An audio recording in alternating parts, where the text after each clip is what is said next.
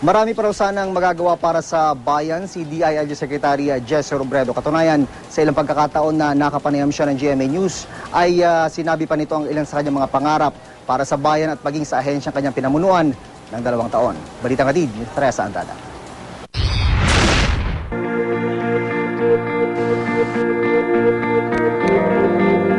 Mula nung umupo bilang kalihim ng Department of Interior and Local Government si Secretary Jesse Robredo, makailang ulit na siyang nagpaunlak ng panayam sa GMA News. Kahit pa ang paksa ay tungkol sa mga anomalyang kinahaharap ng kanyang ahensya, gaya ng natuklasan naming substandard na fire codes ng Bureau of Fire Protection noong 2011. Ginanong ko lang, napunit na, kawawa naman yung bumbero. Palagay ko mas mainam na pagkatapos ng programa ito, madalhawin ko sa amin ang kapamilya. Nilabanan niya ang korupsyon at mas binuksan sa publiko ang mga transaksyon ng lokal na pamahalaan. Isa sa mga una at marahil ay pinaka-di malilimutang programa, ang Full Disclosure Policy. Layunin nitong ipakita kung saan at paano ginagastos sa mga local government unit ang kaban ng bayan. Ginawa na namin bukas yung lahat ng specs dahil nga po nais namin maiwasan na may nangyayari po tungkol po sa procurement na hindi po advantageous to the government. Nakausap rin namin siya sa mga pagbabagong nais niyang ipatupad sa hanay ng kapulisan.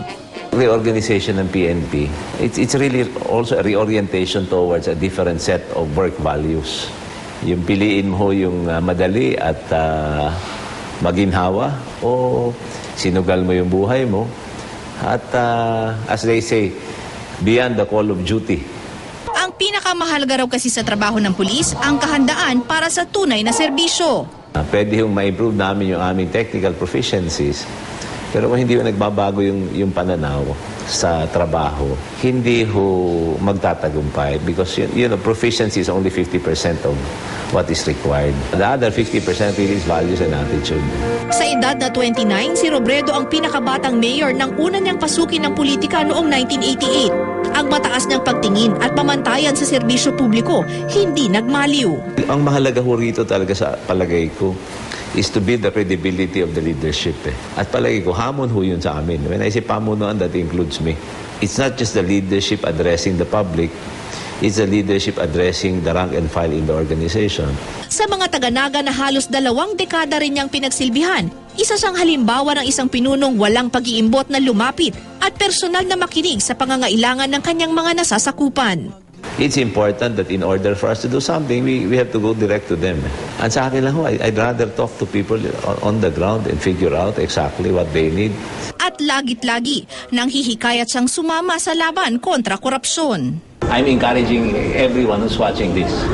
Baka po meron pa kayong madagdag na gusto ipaabot sa amin na mas mainam para po mapigil na po yung gawain ito. Teresa Andrada, GMA News.